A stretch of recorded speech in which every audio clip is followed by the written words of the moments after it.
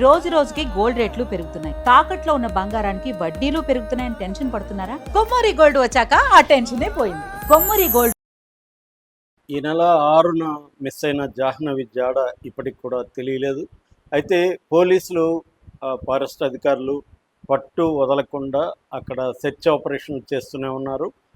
వాళ్ళు దాదాపు ఇప్పటి వరకు 5,000 మంది ఫోన్లను వాళ్ళు డంప్ చూసి దాన్ని పరిశీలిస్తున్నారు.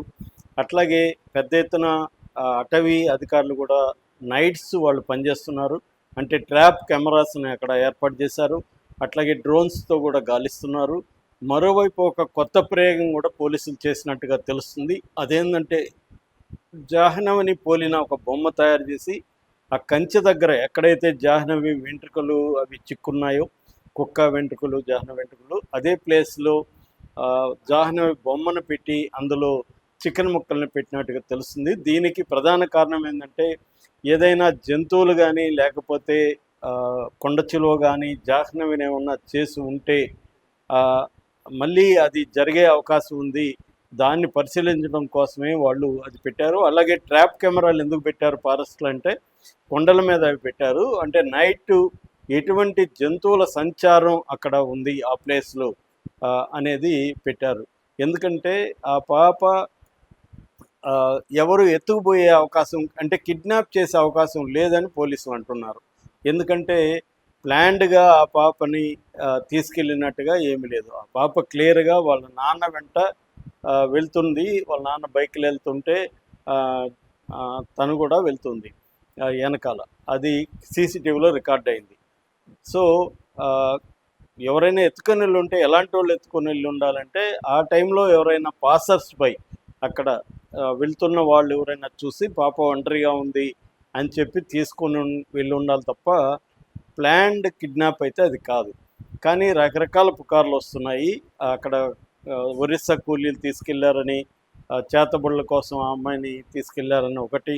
తర్వాత పాప వాళ్ళ నాన్న గణేష్ వాళ్ళ ఫ్రెండ్ తరుణ్ వాళ్ళ స్నేహితులు ఇద్దరు వాళ్ళ ముగ్గురే మాయం చేస్తుంటారని ఇలాగ రకరకాల ఊహాగానాలు వస్తున్నాయి. బట్ పోలీసులు ఇవన్నిటినీ కూడా ఒక్కొక్క దాన్ని ఎలిమినేట్ చేసుకుంటూ వస్తున్నారు డౌట్స్. అందుకని వాళ్ళు జంతువుల డౌట్స్ని కూడా, ఎందుకంటే ఆ పాప జస్ట్ 30 మినిట్స్లోనే మిస్ అయింది.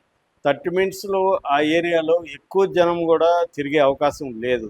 ఎందుకంటే పాపారావు అని అతను అక్కడ చూశాడని కూడా చెప్తున్నారు. సో కాబట్టి క్లియర్గా వితిన్ మినిట్స్లోనే అమ్మాయి మిస్ అయిందంటే ఏదైనా జంతువు అటాక్ చేసిందా? ఎందుకంటే పాప, కుక్క రెండే ఉన్నాయి కాబట్టి జంతువు అటాక్ చేసిన అవకాశం ఉంది. ఎందుకంటే మనుషులు ఎత్తుకుపోయి ఉంటే కుక్క అంత డిస్టర్బ్ అవ్వాల్సిన అవసరం లేదు. అంత డిస్టర్బ్ అయిపోయింది కుక్క, ఎక్కడెక్కడో తిరిగి అది రావడం అంటే ఏదైనా జంతువు అటాక్ కుక్క మీద కూడా ఏమైనా అటాక్ చేసిందా? దాంతో కుక్క ఒక భయభ్రాంత పరిస్థితులకి లోనయ్యి అలా బిహేవ్ చేసి చివరికి అది చనిపోయిందా? ఎందుకంటే దాని పోస్ట్మార్టం రిపోర్టు కూడా వచ్చింది. అందులో ఇంకా ఏం తేలలేదు. అట్లాగే ఎఫ్ఎస్ఎల్కి కూడా పంపించారు, ఫోరెన్సిక్ సైన్స్ ల్యాబొరేటరీకి. అంటే కుక్క బేసిక్గా ఏంటంటే డీహైడ్రేషన్ వల్లనే చనిపోయి ఉండొచ్చు. ఎందుకంటే అక్కడ విపరీతమైన వేడి ఉంది ఆ ప్రాంతంలో. అది ఫుడ్ లేకుండా 4 రోజులు ఉండడం వల్ల దాని ఎఫెక్ట్కే అది తర్వాత చనిపోయి ఉండొచ్చు అనేది ఇప్పటి వరకు వెటర్నరీ డాక్టర్లు, పోస్ట్మార్టం చేసిన వాళ్ళు, తర్వాత ఈ రంగంలో ఎక్స్పర్ట్గా ఉంటున్న ఒక డాక్టర్ కూడా చెప్పిన విషయం ఏదైతే ఉందో అది పోలీసులు పరిగణలోకి తీసుకున్నారు. సో అందుకని పవన్ కళ్యాణ్ కూడా అటవీ శాఖ అధికారులని పురమాయించాడు. నైట్ మీరు అడవిలో చూడండి, ఎందుకంటే ఏ కైండ్ ఆఫ్ జంతువులు ఆ ఏరియాలో తిరుగుతున్నాయో దాన్ని బట్టి ఒక అంచనాకు రావచ్చు అనేది పవన్ కళ్యాణ్ సూచనల మేరకి ఫారెస్ట్ డిపార్ట్మెంట్ దిగింది. సో దిగి థర్మల్ ఇమేజింగ్, తర్వాత నైట్ ట్రాప్ కెమెరాలు ఇవన్నీ పెట్టి చేశారు. మనకి ఇట్లాంటివి గతంలో కూడా చాలాసార్లు జరిగాయి. తిరుమలలో కూడా పులి సంచారం అప్పుడు కూడా ఇలాగే నైట్ ట్రాప్ కెమెరాలు పెట్టి దాని కదలికలను గుర్తించి ఆ ఏరియాలో బోనులను పెట్టి బంధించిన సంఘటనలు ఉన్నాయి. సో ఫారెస్ట్ వాళ్ళకి ఇవి అలవాటే. వాళ్ళకి మామూలుగా అయితే అక్కడ ఉన్న అధికారులు చెబుతున్నది ఏమంటే ఇప్పటివరకు ఎటువంటి వైల్డ్ యానిమల్స్ జాడలేదు, పులి ఏమీ లేదు. ఆ, తర్వాత కొండ చిలువ లేదని చెప్పలేము, కానీ ఈ ప్రజెంట్ అయితే ఈ ప్రాంతంలో కొండ చిలువలు ఏమీ కనిపించలేదు. అలాగే మామూలుగా అయితే అక్కడ ఎక్కువగా ఉండేది అడవి పందులు మాత్రమే. అడవి పందులు వచ్చి అటాక్ చేసేంత పరిస్థితి ఉండకపోవచ్చు అనేది చెప్తున్నారు. అందుకని పాప బొమ్మలతో ప్రయోగం చేయడం అనేది ఇప్పుడు జరుగుతూ ఉంది. దీన్ని కూడా కొంతమంది తప్పుగా అర్థం చేసుకొని ఇది చేతబడుల కోసం ఈ బొమ్మలు పెట్టారా, సడన్గా బొమ్మలు అక్కడ ప్రత్యక్షమయ్యేసరికి దీని చుట్టూ కూడా అనేక అనుమానాలు వచ్చాయి. దాని తర్వాత పోలీసులు అది నివృత్తి చేశారు. ఇది మేమే పెట్టాము, ఇదొక టెక్నిక్లో భాగం. అంటే జంతువులు బొమ్మ పాప పాప అనుకొని ఆ బొమ్మ దగ్గరికి ఏ జంతువులైనా వస్తాయేమో అన్న యాంగిల్లో చూశారనమాట. సో అది కూడా ఇప్పటివరకు ఏమీ ఫలితాలను అయితే ఇవ్వలేదు. సో ఇప్పటి వరకు 10 రోజులు దాటిపోయినా కూడా ఎటువంటి ఫలితాలు అయితే దొరకలేదు, కనీసం జాడ కూడా దొరకలేదు. రకరకాల పుకార్లు మాత్రం వస్తున్నాయి. రాజమండ్రి బస్సులో పాపను చూసినట్టుగా చెప్తున్నారు. సో ఇది ఎందుకంటే ఎవరికి వాళ్ళు రకరకాలుగా పుకార్లు క్రియేట్ చేస్తున్నారు. రెండవది ఏంటంటే మిస్ఇన్ఫర్మేషన్, డిస్ఇన్ఫర్మేషన్ అంటాం.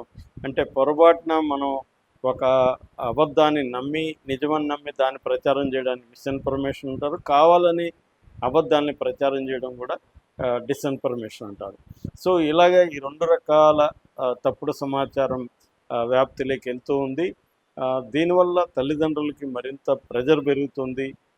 పాప ఉందా లేదా అన్న అనుమానాలు వాళ్ళకి ఎక్కువ వస్తున్నాయి. కాకపోతే ఇప్పటివరకు ఏంటంటే అక్కడ వైల్డ్ యానిమల్స్ లేదన్నందువల్ల ఆ పాప ప్రాణాలతోనే ఎక్కడో ఉండొచ్చు, అంటే ఎవరైనా తీసుకెళ్ళి ఉండే పాసిబిలిటీస్ ఎక్కువ ఉంటాయి అనేది అనుకుంటున్నారు.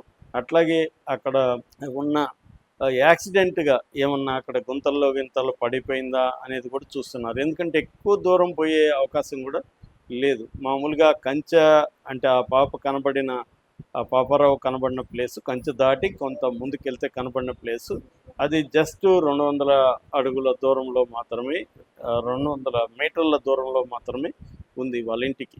సో కాబట్టి అంతకంటే మరింత ముందుకి అంటే కిలోమీటర్ల దీంట్లో వెళ్ళే అవకాశం లేదు. అట్లాగే మాజీ మిలిటరీ అధికారి కూడా ఎటువంటి మెటల్స్ ఏమన్నా ఉన్నాయేమో అని ఆయన ట్రాక్ చేశారు. 1 కిలోమీటర్ రేడియస్లో వెండికి సంబంధించి దాన్ని ప్రోగ్రామింగ్లో ఈ సిల్వర్ ఇచ్చి చూశారు.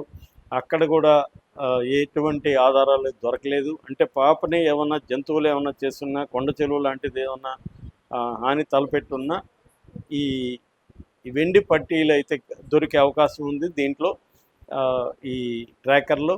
అయినా కూడా లేదు. అట్లాగే కుక్కకు కూడా ట్రాకర్ పెట్టి దాదాపు 8 కిలోమీటర్లు ట్రై చేశారు. మళ్ళీ కూడా ట్రై చేద్దాం అనుకున్నారు. ఈ లోపల కుక్క చనిపోయింది.